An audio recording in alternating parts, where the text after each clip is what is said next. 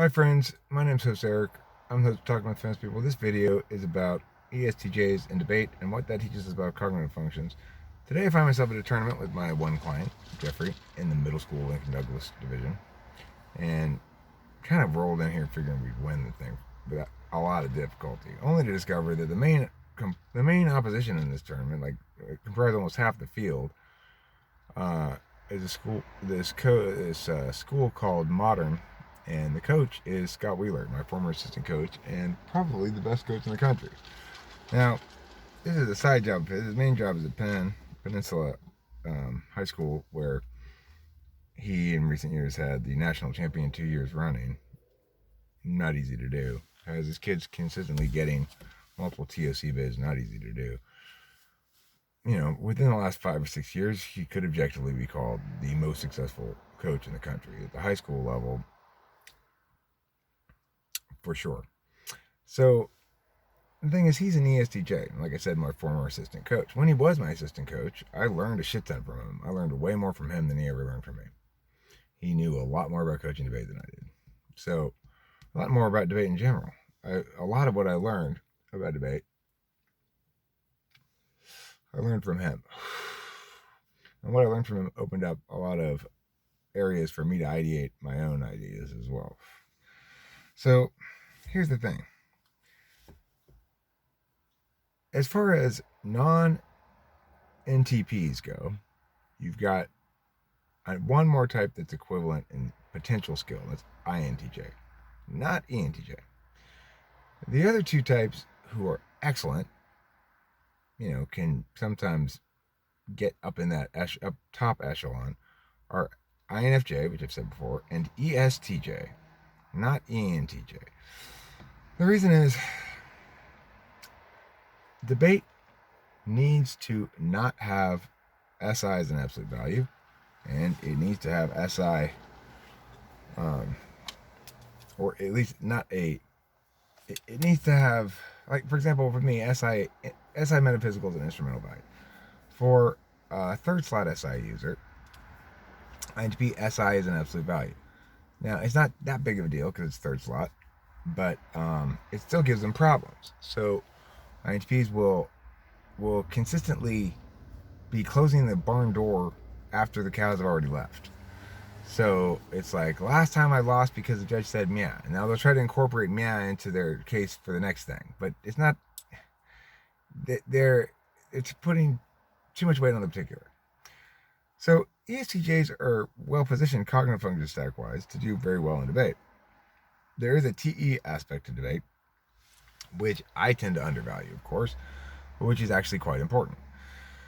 Namely, the process of, say, printing out all your debate cards, organizing them, numbering them all, making an index, on that index indicating what the warrants and impacts and possible usages are, having everything both printed out and on the computer so you can access two different media of information concurrently. Third being your flow, which is the same medium as the cards that are printed out, I guess, but is a different kind of access of information. The flow being all the notes you're taking on the round. So, what do ESTJs do really well? They come in ultra well organized, ultra well prepped. They attempt to anticipate and have an answer for everything they might hit. That's ESTJ third slot NE, which gets a kick out of coming up with these ideas, like anticipating what your opponent might run. Dominant TE, which is all about the mechanics of debating, the putting together of your war chest of information and such, and organizing your cards and knowing where to read when, where to find it when it's time to read it, that kind of shit is all pretty important. Mechanics of debate are critical, at least necessary components of winning. They've got TI fifth slot, very strong, ignoring under normal circumstances, but just like when I use NI in making music and art, they use TI equivalently in doing debate stuff. So they do check for consistency across the board, and you're not gonna run into an ESTJ case in which one part of their case contradicts another, unless it's a couple steps removed. In other words, unless it's some sort of synergistic framework thing, in which case their NI polar gets them. which is what I'm getting towards. So, but they're not going to run inconsistent contentions. They're not going to double bind themselves, obviously. And they're going to be well prepared.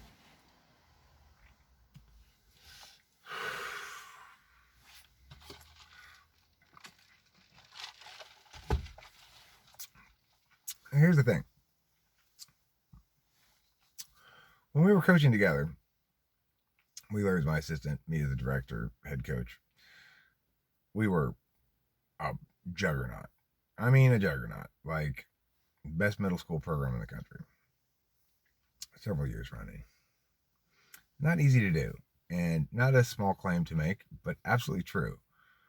They give out for the hundreds and hundreds of schools there's thousands, tens of thousands maybe, of middle schools across the country that compete in speech and debate, but for the hundreds that attend the national tournament, they only give out 3 schools of excellence in debate, 5 in debate,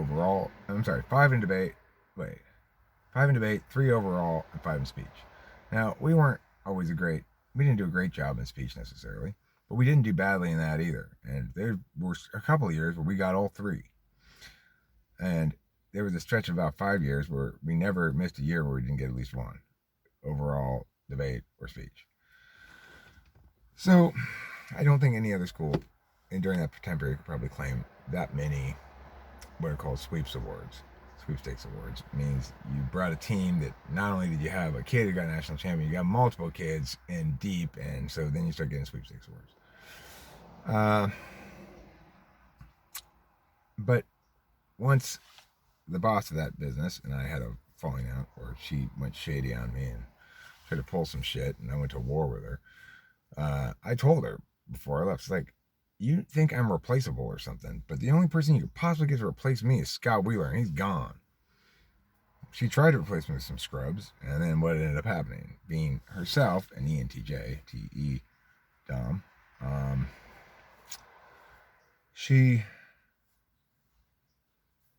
went out and got Scott Wheeler to replace me eventually.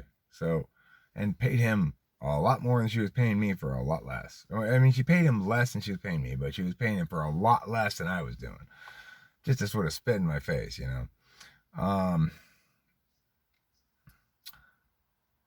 And that was that. Autonomy went up against Kudos.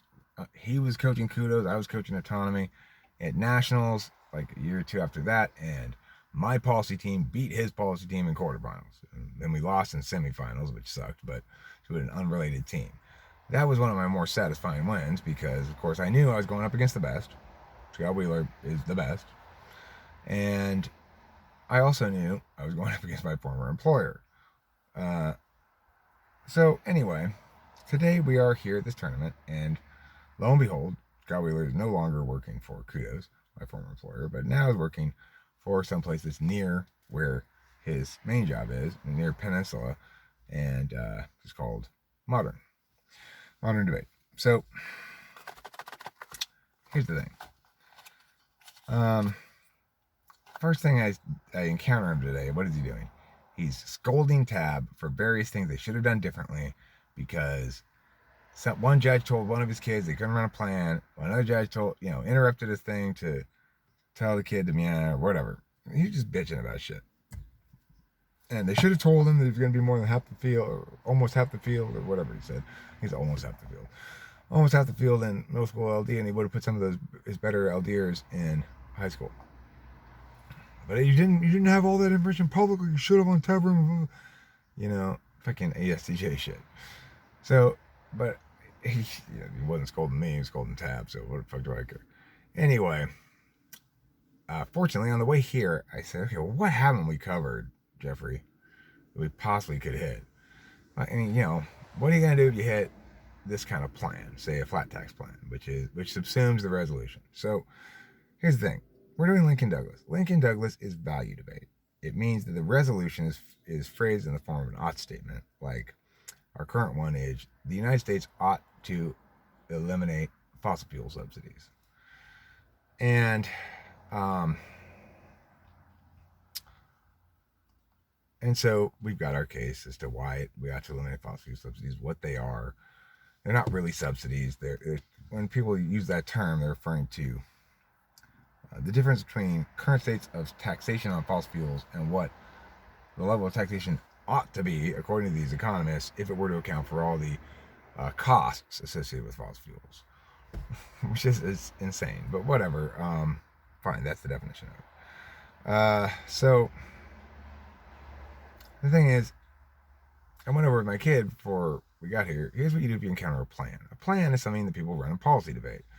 People run plans in policy debate because the policy debate topic is not a topic, it's a topic area. So, for example, if this were a policy debate round, the topic area might be the United States should substantially amend its tax code to attain environmental impacts or something. And then the AF is required to come up with a plan of this is how we should affirm this topic area. You can't affirm a policy topic area without a plan because there is no specific advocacy in a topic area. It's a topic area and not a specific advocacy. Now, that differs from what's known as resolutional debate, which is public forum or Lincoln Douglas or parliamentary or most any other form of debate besides policy. Resolutional debate offers a sentence that one side is supposed to affirm, the other side is supposed to negate. Now, depending on what that sentence is, it could be a policy prescription, which typically involves some sort of cost-benefit analysis in terms of determining who wins the round, or it could be a normative question, in which case it's going to be a truth-testing paradigm that naturally goes along with it. If I say people should never lie, that's a normative question. If I can show that there are instances where it is morally indicated that one ought to lie, then I would successfully negate that normative statement. If I can show there aren't any instances where one ought to lie, or that it is logically so that one oughtn't to lie in all instances, or otherwise to be upheld morally under some given normative framework that's provided as a framework, then we ought to affirm. So the thing is, this particular LD question is one that combines the normative approach to LD topics with a policy area to make specific normative arguments, especially utilitarian ones, but also principled ones, linked to something specific. You have basically it's a set of objects to throw your lassos around. So, what does this have to do with cognitive functions? What this has to do with cognitive functions is that Wheeler, despite being an amazing coach, excellent debater, is still NI-polar. How could you be a great debate coach and be NI-polar? Well, the bottom line is he doesn't ever seem to get that just because he can come up with arguments for a given thing, or just because it's worked in the past, doesn't mean it's going to work on an NI level. So he's having his kids run plans here in Lincoln Douglas today, at least some of them. And I went over with my kid before we got here what to do if you had a plan. But once I discovered that, oh shit, he's here, I wrote out a big plan, AT plans analytic, which means answer to plans. And it points out the NI reality of the thing. Plans are for policy debate. It's true Lincoln Douglas has no rules precluding one from doing those kind of plans, whereas Public Forum does. Public Forum has rules that preclude plans and critiques and theory arguments, basically. In other words, you can't win on pre-fiat stuff in Public Forum. Pre-fiat refers to, again, we go back to policy debate, the father of all debate, and we see what fiat is there. My plan in policy debate is we should ban all shotguns. Then fiat means I get to pretend as though we've successfully banned all shotguns and see what the impacts are. Fiat refers to what impacts can you count as appropriately yours on the AF side, given the thing you're affirming and the topic. So in policy debate, if the topic area was improve public safety substantially through laws of prohibition, then the plan might be ban all firearms. Fiat would include everything in that plan. It would say, okay, because it's all topical. Banning all firearms is topical to the resolution, the topic area of improves public safety substantially through laws of prohibition. But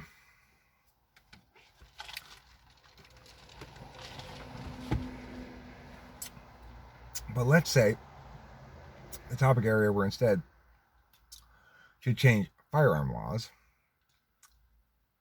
in some substantial way. And the plan said the United States federal government should ban all projectile shooting things, including slingshots, wrist rockets, Nerf guns, bows and arrows, crossbows, etc. Now, the person who's running the plan could successfully say, yes, I affirm in this topic area by doing this, because the part of the plan that fits under this topic area affirms the topic area adequately, and the part of the plan that exceeds the topic area is irrelevant.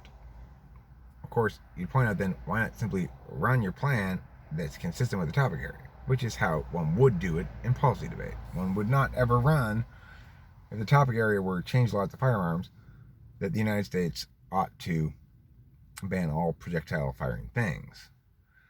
And the reason is because any positive impacts from that exceeded the scope of the topic area that were attempted by the AF would get negated on T, on topicality. Say, look, he can claim impacts of banning the shotguns and the machine guns and whatnot, but he can't claim impacts of banning the crossbows and the bows and arrows because those are non-topical impacts. The topic area specifies firearms.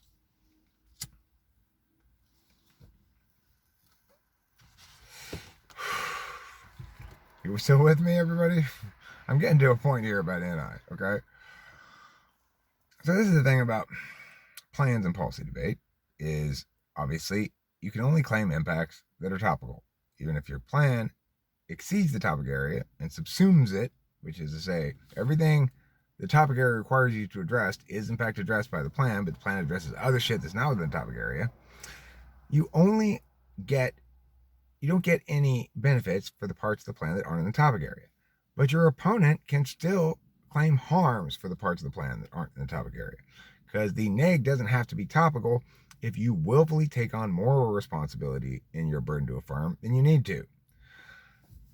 So, since I don't have to make a plan that bans anything or that addresses anything at all other than firearms, according to the topic area, if I choose to make a plan that incorporates shit that is topical and shit that isn't topical, I can't claim any of the benefits from the non-topical stuff, but my opponent can claim the harms.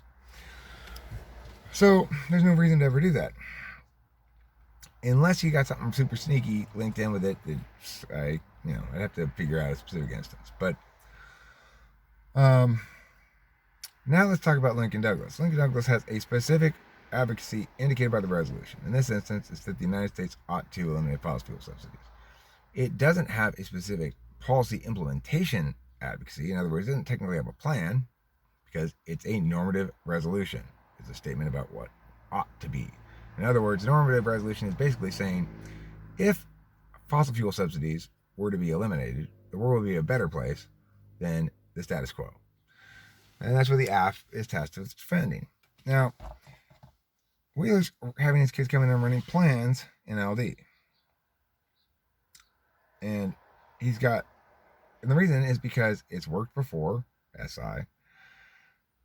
He knows it's okay in LD at the top level, or the level that he's most familiar with, that people can do that. You can run a plan in LD. There are no rules precluding it.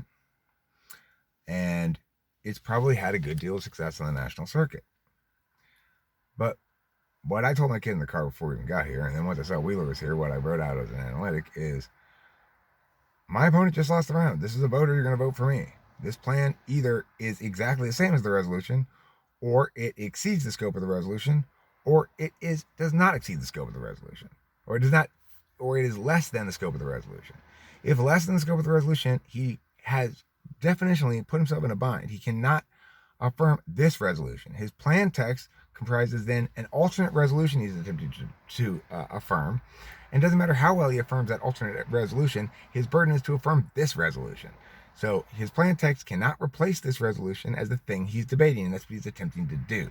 That's number one problem. Number two problem, to the extent that it exceeds the scope of this resolution, his fiat doesn't include those kind of impacts. So he's trying to win on impacts that are non-topical and exceed the scope of fiat. He hasn't established the political will, or that this thing is actually going to happen in the status quo based on political momentum currently underway. And since he doesn't have fiat in this area, he needs to do that. He hasn't done it. So there's no way in how he can establish any of those impacts. Number three, it's a voter simply because if we were to ask ourselves, when a policy style paradigm and a truth testing paradigm conflict, which we prefer regarding this resolution, the answer is obviously going to be the truth testing paradigm. And the reason is because the resolution says the United States ought to do this. If it is the case that the United States ought to do this, but it's also the case that the plan text, if it's not the case that the United States ought to eliminate fossil fuel subsidies, but it is also the case that the plan text, so in other words, if he successfully affirms his plan text, but I successfully negate this resolution, I will win because the thing he's affirmed is not this resolution. We can see that there's no way for him to meet his burden unless he upholds the truth of this normative statement. Number three or number four or whatever, the normative question comes before the policy question. If it is in fact the case that we ought to eliminate fossil fuel subsidies, then we can address the question of how. If it is not the case, that we ought to eliminate fossil fuel subsidies, but it is the case therefore that we ought to retain them, because remember, we can only vote no or yes on this entire resolution today, then there's no question to answer regarding the implementation specifics. Since the policy question comes after the normative question, since Lincoln-Douglas is value debate and asks us to address the normative question, and since we cannot possibly even consider the policy question until either irresponsibly without addressing the normative question first, or responsibly until after addressing the normative question, therefore we must use my framework, which is ultimately a truth testing paradigm, as is appropriate for LD and makes sense for LD, whereas it doesn't make sense to use any kind of impact calculus or plan testing paradigm. All right, so this is the reality of debate, right? It's not that debate comes from legislative processes. If the advocacy is already in place for the AF, then that's the advocacy they need to advocate. If it's not, then they get to create an advocacy. There's no reason for somebody to make a plan to advocate the position statement that we ought to eliminate fossil fuel subsidies. They're not required to show how to do it. And if they actually do show how to do it in full without exceeding or going too short of the scope of the resolution, then they're doing more work than they need to. So anyway, why does Wheeler have his kids running plans? Anti-polar. Just because something works sometimes, and just because you can do it by the rules, doesn't mean it's true. If it doesn't resonate as true, ultimately, then it's susceptible to negation. Now, Wheeler thinks everything's susceptible to negation because there's always some argument you can make. Except he doesn't understand the way that the synergistic quality of truth. I like to construct cases that have, and I didn't really in this instance because of the nature of the topic, but when I can, I like to construct the three-legged table case, in which each block of the argumentation whole is supported by two separate blocks. And so there's three, and two each support one. So every one is supported by two. And basically, if you try to knock down one of the two things that supports it, you can shift to the other, which it's complicated to explain, but it's a specific technique I use that takes advantage of the synergistic quality of NI when I can. I'll try to explain that in a separate video. He doesn't get that. He just doesn't get it. He doesn't get that some things are determinate, not a matter of slope. Some things are binary, not a matter of sliding scale. He's fundamentally sliding scale in all of his analyses. Everything is just a matter of, well, You just needed to make this argument. No, sometimes it's no, you're arguing the wrong thing. You can't argue. You're going to win this round for real, pretending like we were really had a chance to argue out all the argumentation chains. Which side is correct? To him, it's an irrelevant question and not a question that's meaningful. Neither side is. It's all open up for debate. Or it's all a matter of scale. The person who's most right is correct for now in general. Now, I mean, there are some things that are simply the correct policy prescription or the correct normative prescription, and some things that are wrong. Does that mean that the absoluteness of that status infests even where it doesn't? No. But it does mean that you can't beat my kid with plans in LD. Period. You don't got NI on your side. My NE's better.